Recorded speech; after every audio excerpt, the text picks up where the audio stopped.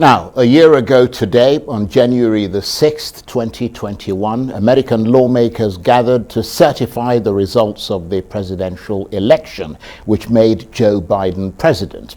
But then suddenly, unexpectedly, the process was violently disrupted as supporters of his opponent, Donald Trump, stormed the US Capitol in an attempt to stop them from doing so.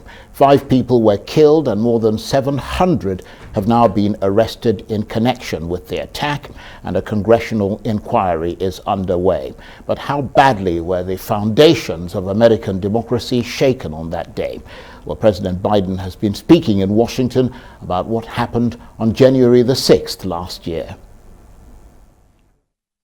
Our Constitution faced the gravest of threats. Outnumbered in the face of a brutal attack, the Capitol Police, the D.C. Metropolitan Police Department, the National Guard, and other brave law enforcement officials saved the rule of law. Our democracy held. We, the people, endured. We, the people, prevailed. For the first time in our history, a president had not just lost an election, he tried to prevent the peaceful transfer of power as a violent mob breached the Capitol. But they failed. They failed. And on this day of remembrance, we must make sure that such attack never happens again. I'm speaking to you today from Statuary Hall in the United States Capitol. This is where the House of Representatives met for 50 years in the decades leading up to the Civil War. This is on this floor where young Congressman of Illinois, Abraham Lincoln, sat at desk 191. Above him, above us, over that door leading into the rotunda, is a sculpture depicting Cleo, the muse of history. Okay, and that's President Biden there, who was speaking just earlier about what happened on January the 6th. Well, to help us reflect on the events of that fateful day, I'm joined now by the former U.S. Ambassador to Botswana, Gavin, who also served as Special Assistant to President Barack Obama, and by the Republican strategist, Erol Morkoc, and also with me here in the studio, Arise anchor and correspondent Dan Warren. Thank you very much indeed to all of you for joining us. Let me start with you, Gavin. Talk to us about the significance of January the 6th and its reverberations. First of all, what are your memories of that day? My personal memories of that day are of watching television, shocked and horrified, and trying to explain to my young children that this was not normal and not okay and not the way our country functions. And it still is a bit sickening to reflect on that such a thing could happen. I think that, American democracy has been under a tremendous strain for several years now, and the kind of unresolved issues stemming from the insurrection on January 6th, 1 year ago, continue to dominate a lot of the discourse about how we could get back on track and ensure that the rule of law and basic democratic norms are respected. Well, thanks for that. And let me go to you, Erol Morkoc. Thank you very much indeed for joining us. As a Republican, how do you reflect a year on the events of January the 6th? I mean, a day surely that didn't cover America in glory, even from a Republican perspective. No, it definitely wasn't anything that any party could point at to be proud of. Speaking from personal experience, I've been in Turkey in 2016 during the military coup. I was in Botswana 2017 during the coup. This was a little bit more of a kid's glove version of that. Certainly the people who were there would have liked to be part of some sort of insurrection. Unfortunately, it was sort of a bunch of losers and malcontents who didn't really represent the massive swath of American counties and collective consciousness consciousness that Donald Trump represented. It was, a very disgusting and embarrassing moment for our country, but certainly not something that the Republican Party looks at as a defining or interesting moment for us. A lot of people in our party, surprisingly, when you looked at the statistics after that event, 67% said, you know what, we don't really care. That wasn't a very big deal. Or 63%, I'm sorry. And so when you look at all of that and you look at the progress and where the country is going, I think we're much more focused on what comes next, not looking backwards, but certainly not a day to be proud of for anybody in America. Well, I'm glad you said that. That suggests that there is some common ground from which things can proceed. But let me bring in a RISE international correspondent and anchor, Dan Warren. Good to see you, Dan. And of course, from an international perspective, you're British, Britain a big ally of the United States. From that perspective, is there concern that there is the risk of something like this happening again in the future? Well, I think there certainly is. I mean, I remember I was on shift the night it happened, and literally just starting my shift when you're seeing these pictures, and you sadly you're used to seeing these pictures in certain parts of the world, but not actually of the mother of all democracies. And the problem is now that almost the presidency of America has become a bit of a bargaining chip. That who do countries who do, if they forge a deal with President Biden, for example, if President Trump does win, run again and win, which is a very possible outcome based on the current polling, there certainly would likely be a backlash for anybody seen that would be seen as classed as cozying up to Biden, but actually it's called international democracy. And I think the problem is the former president at times didn't know the difference between dealing with America and dealing with himself personally. I think he just took two things far too personally, and yes, there could be a risk in future of potential more violence. Well, I think a lot of people internationally particularly would agree with that assessment, Dan. And Michelle, Gavin, from your point of view as a Democrat, I mean, presumably a somber day and a year down the road, probably more questions than answers, perhaps. Well, there certainly do remain a number of questions, and there are, of course, concurrent investigations taking place, both at the Department of Justice and a select committee in the House of Representatives, gathering information, assessing who knew what was planned and orchestrated. And so the issues of accountability and a full airing of precisely what happened and who bears responsibility for it, all of this kind of remains to be presented to the American people. I mean, Erol, Morkoc, it's a year since those extraordinary events on Capitol Hill. I mean, do you agree with those who say that that attack constituted an existential threat to America's system of government coming from Donald Trump and his supporters in the Republican Party, and therefore requires extraordinary measures to combat it?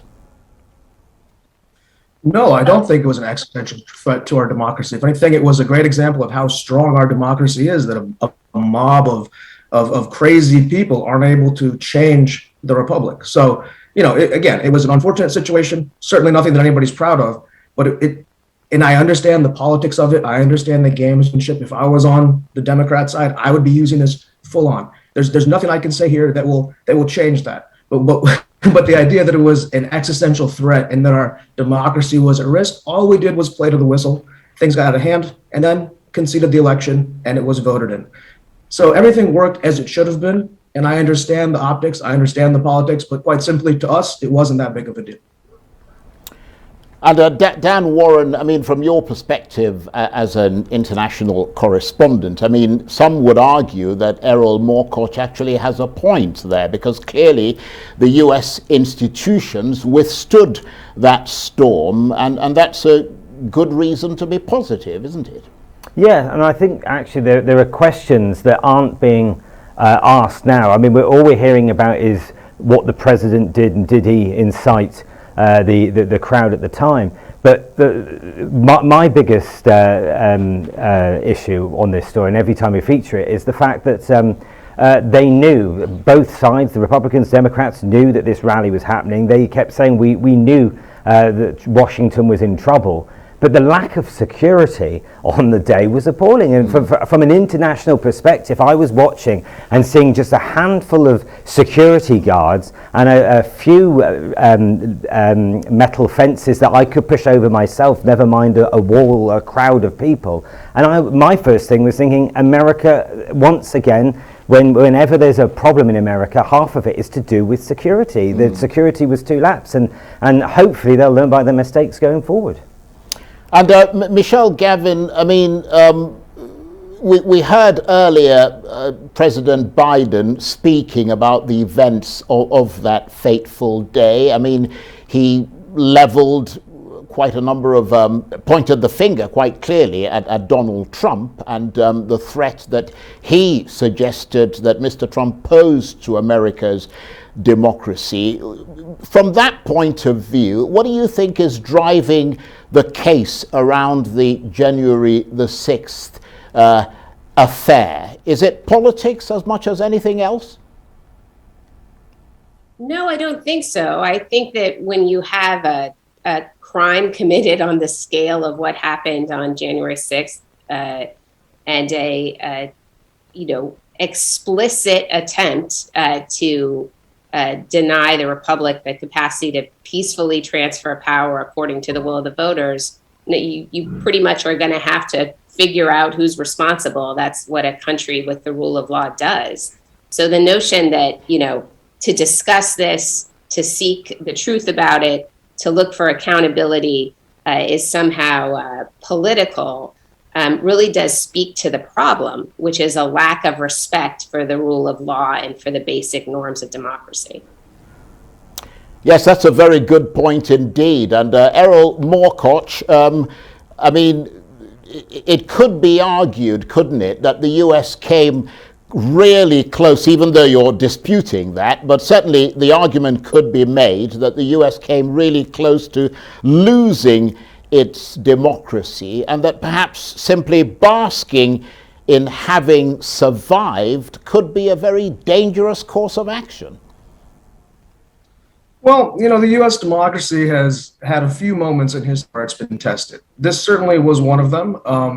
I think that I would be able to concede that if some people who were involved in what happened on January 6th had their way, which was not the president, was not people who I represent or people who are the decent voters that are on our ticket.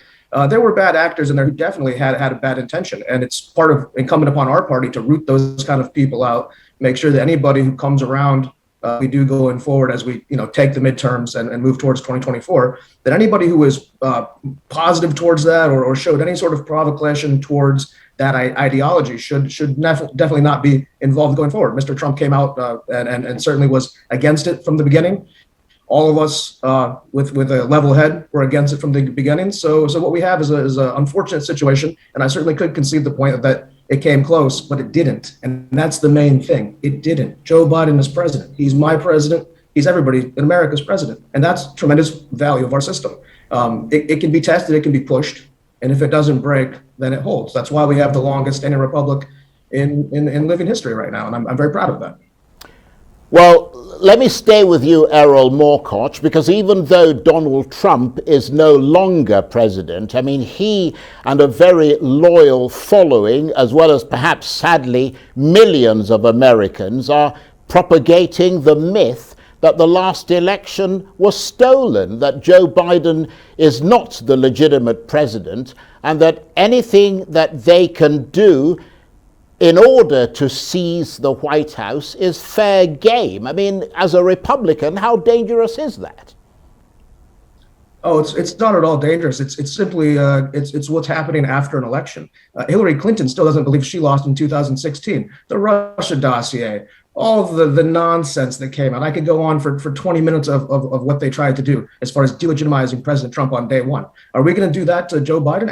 Absolutely. This is politics. I'm here between friends can admit that. we're gonna go after him on every single metric that they went after President Trump for, and we're gonna hit him twice as hard because it's politics, it's a campaign, it's no longer an election. Now, during the transfer of power, that's where that has to change. That's where Mike Pence stands up, he confirms the vote, and it goes through. But after that, we're back in the field, we're back in the game. Everything is fair game. If the American people don't feel like he was elected president, great, we're going to use that against him because we don't like him. We don't like his ideology, and we don't want him to be our president. So whatever it takes, we learned from the left, and we will certainly use their tactics back against them in 2022 and 2024. Well, let me come to you, Michelle Gavin, because, I mean, perhaps more worrying for many Americans, and certainly the Democrats, they say the Republicans appear to be changing the rules at the state level, where you could argue that American elections are ultimately decided, and putting in place all sorts of mechanisms for stripping people of the right to vote. And Mr. Trump's opponents are arguing that what they are now confronting, to some extent, places the country in greater peril than a year ago. Well, I certainly agree that there's a massive concern around voting rights and access to the franchise in this country. There are efforts to make it harder for people to vote, efforts to make it possible for state legislatures to essentially overturn the will of the people. And there's a lot of work to be done to shore up the infrastructure of our democracy at the most basic level, which is to ensure, right, that every American has a capacity to express their will at the ballot box, and that those votes are counted and respected. So I do think that, you know, voting rights it's an incredibly important issue right now. It's become bizarrely a partisan battleground, when this should be something that all Americans can agree on, as it's as fundamental as it gets. And Dan Warren, of course, the Democrats refer to Republican efforts at state level to limit the ways voters can vote, which may well reduce turnout in some states and help them deter particularly Democratic voters. But I suppose the key thing here, which is confusing for a lot of people internationally, is that they're doing this through constitutional means, which makes it legitimate, doesn't it? Exactly. I think that one problem with sometimes understanding US politics is that things are obviously done on a federal level, also then done on a state level, and every state has different voting regulations. I think that's why there are so many people that, on an international basis, I remember actually discussing this in a different newsroom about 3 months ago, and they were saying the problem is you hear certain stories from different states on how things are the way a vote takes place, that actually there's no uniform way of voting, and maybe that should be something going forward. Then there can never ever be conversations like this. We look back to the 2000 election, when again there was seen as irregularities, and the Gore versus Bush debate. The fact is, unless everything is the same state by state, there's always going to be room for error and always room for accusations. Absolutely. But Erol Morkoc, is there a flaw there? I mean, in spite of the fact that we're talking about, you know, the system working, and you've made that point emphatically, is there a flaw there in the sense that the system is designed to depend on the goodwill of people, and is operated by people who, if they are loyal not to the Constitution but to a particular despot or demagogue or something to that effect, they can, through apparently using lawful means, subvert the underlying democratic ethos of the system? Yeah, you know, that's an interesting point. And I think what it speaks to is sort of the decentralized nature of the American political system. You have this statewide system. Inside of that, you have counties, you have school districts, you have so many different levels of politics that you can build through. It provides steam valves for extremists. It certainly allows them to espouse their views and have a platform. But what it also does is it protects against the centralization of those viewpoints. If somebody with malintent decided to subvert a federal system that had overarching control, it would be, top-down domination. The American system has, for all of its flaws and obvious things that have been pointed out here, it has this decentralized nature from voting all the way through most of its systems that while it does appear fractured and inefficient, it also is a defense mechanism as far as, if you look at the game theory of these scenarios. So I concede the point, but I also would like to just point out that there is some method to the madness. The design is there to give people an opportunity without giving them the option to completely take over, unless, of course, you're Donald Trump and you do what he did at one time. And Michelle, Gavin, we're in the dying moments of the chat. I mean, let's talk briefly about the investigation by the House of Representatives Committee. They're exploring all angles, including Donald Trump's role. Can we assume that if there is sufficient evidence of criminal activity by the former president and his key associates, that will be acted upon by the Department of Justice, or is there very little reason to believe so far that anyone other than the foot soldiers who actually stormed the Capitol is being investigated?